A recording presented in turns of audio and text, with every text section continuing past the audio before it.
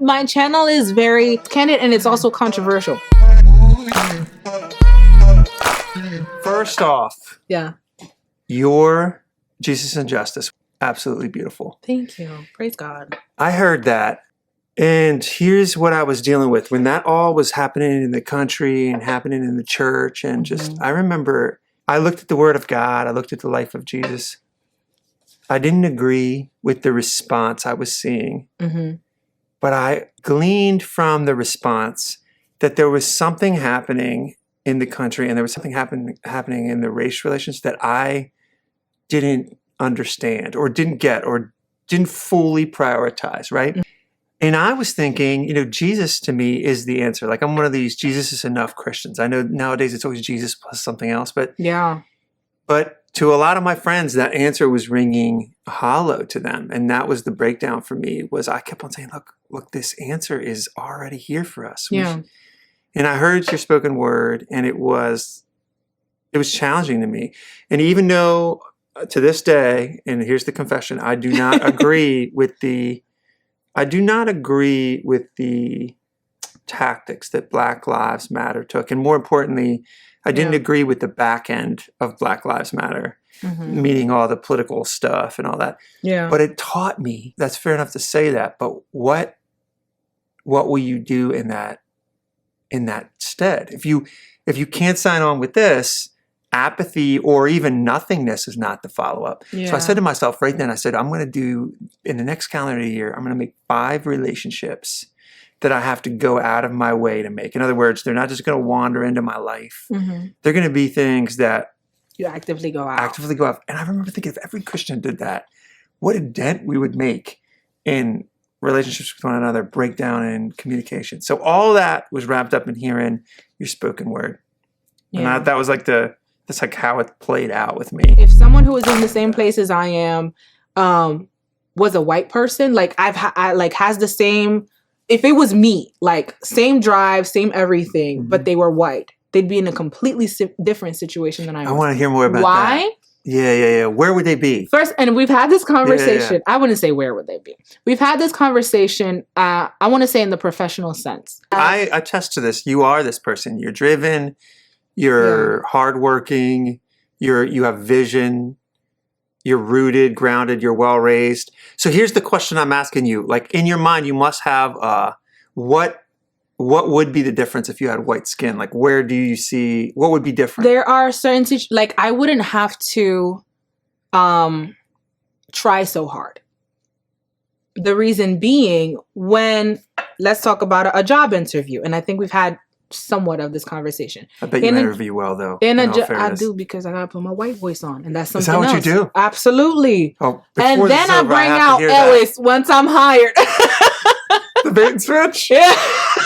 That's the thing. Like, and you go into a job interview, there's this white girl and there's this black girl interviewing. The black girl, if the black girl were to show up in her natural hair, I'm talking curls, just bomb natural hair, whatever. Sure, she's dressed professionally, but she's got her natural hair.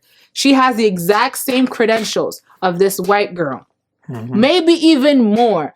But this white girl, she might even show up with a crazy hairstyle. She don't even smell nice. She don't look whatever. 9 times out of 10, and when I tell you, like, this is legit because I've seen it happen. 9 times out of 10, they will hire the white girl. Why? Because black women are stereotypically thought of problematic. We're loud. We're unprofessional. The hair is unprofessional. Really? This is what I mean by systemic racism. And I feel like I'm... No, it's good. It's good. But this is what I mean by systemic racism. I think you're right about that. And yet I secretly am curious, if I'm being completely candid with you, I'm secretly curious if that holds as much water in 2021. Like, let's say I'm doing the interviewing and you just presented that scenario to me. I think I can honestly say. You'd hire the black girl. Well, you just described the white girl as like unprofessional.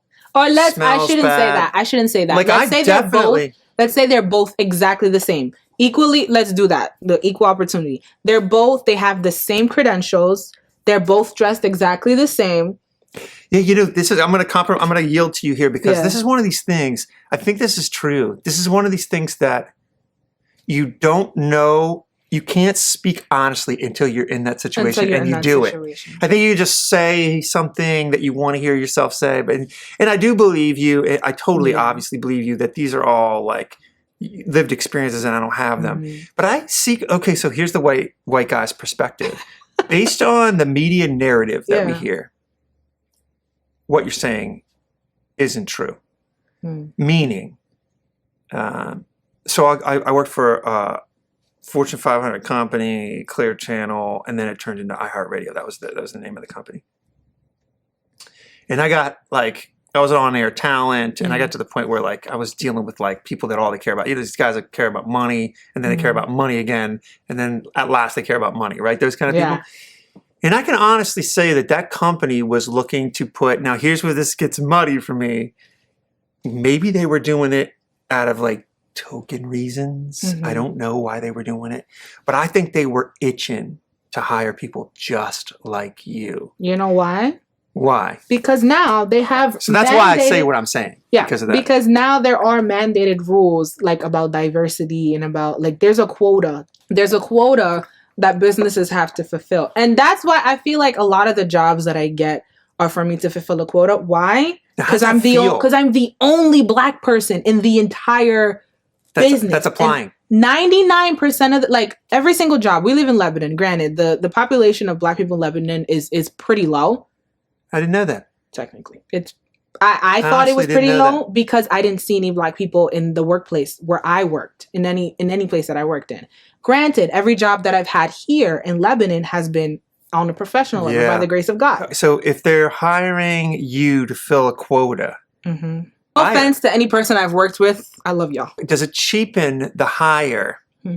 Because I'm going to tell you the truth, it would for me. What do you mean? Like, let's jump ahead 100 years and let's say I'm a minority, and they hire me because I'm white. I do think that cheapens it for me. I'm just speaking. Like you wouldn't want the job. No, I wouldn't take the job. Yeah, I mean you need the. No. Don't get me wrong. But I think it would cheapen it for me. Yeah. Like I don't. Again, I'm speaking about things I don't know, but I'm trying to intuit into how I would feel. And like you, like for example, you're my friend and I like you, but you'd be a great hire. You're creative. You think outside the box. You're hardworking. So it's like one of these things where hiring you would be like a no-brainer for somebody that has two stitches of IQ points. But I do think, though, that if what you're saying is true,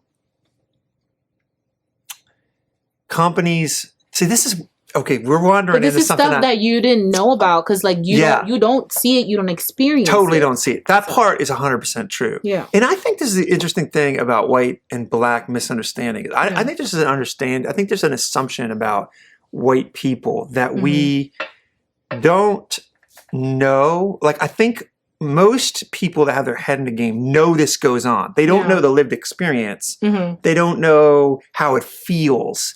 They don't know how it hurts. They don't know that. But they know it like something vicariously. And I'm only talking about recent people. I don't think they knew it in the 50s. I don't think they knew it in the 60s. But I'm talking about like somebody my age, Black America is living a different experience. You know that. Absolutely. You know what I mean? Yeah. You don't know the experience. And what's happening, I think, which is why I can't sign on with like 90% of the ideas that are passed as like race reconciliation, is because from my view, they do none of this.